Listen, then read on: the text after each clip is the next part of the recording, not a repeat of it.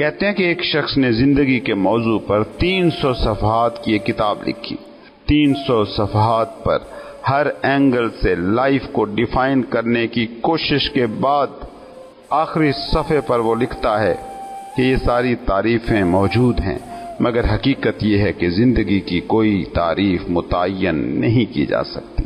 تمہارے فلسفیوں، علم کلام کے ماہرین اور پروفیسران قانون کی حالت بالکل یہی ہے.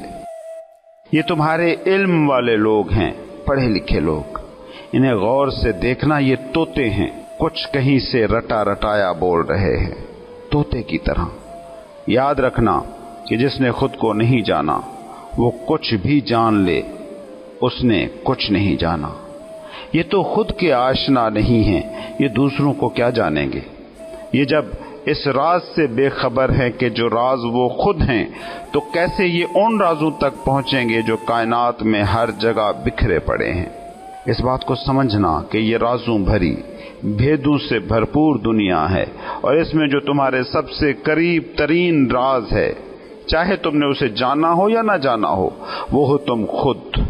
اور جو اس راز کو نہیں جان پایا، وہ کیا دوسروں کے راز جانے گا؟ وہ کیا معاشروں کے حال ڈھونڈے گا؟ وہ کیا ملکوں کے حالات بدلے گا؟ دیکھتے نہیں ہو کہ دنیا میں جتنے بھی ملک ہیں، ہر ملک کے نام نہاد ذہین لوگ اس ملک کے مسائل حل کرنے میں لگے ہیں، مگر مسائل حل تو کیا ہوں، اور پیچیدہ ہوتے جا رہے ہیں. یہ دور کے مسئلے ہیں، یہ تو فاصلے پر موجود بھید ہیں. ان بھیدوں تک تو پہنچنے کے لیے تمہیں چلنا پڑے گا، مگر جو بھید تم ہو وہ تو قریب ترین ہے، تمہارے سب سے کلوز. اس کے لیے تو تمہیں چلنا تک نہیں پڑے گا. جب وہ راز ابھی تک راز ہے تو آخر تمہیں یہ گمان کیوں ہو گیا کہ تم خاندان نام کی پہیلی کو بوجھ لو گے، تم سوسائٹی کو درست کر لو گے، تم دنیا کے راز کھول دو گے؟ دیکھتے نہیں ہو سائنس اور فلسفے نے کیسے کیسے کارنامے سر انجام دے دیے ہیں، مگر کیا دنیا نام کی پہیلی بوجھ لی گئی ہے؟ بلکہ کیا تمہیں ایسا بھی لگ رہا ہے کہ تم اس پہیلی کو بوجھنے کی طرف ہی بڑھ رہے ہو؟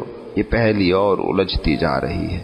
جب تم اس راز تک نہیں پہنچ پائے کہ جہاں تک پہنچنا سب سے آسان ہے، وہ راز جو تمہارے سب سے قریب ہے، جب تم اس راز تک نہیں پہنچ پائے تو آخر کیوں تمہیں یہ گمان ہو گیا ہے کہ تم خدا تک پہنچ جاؤ گے؟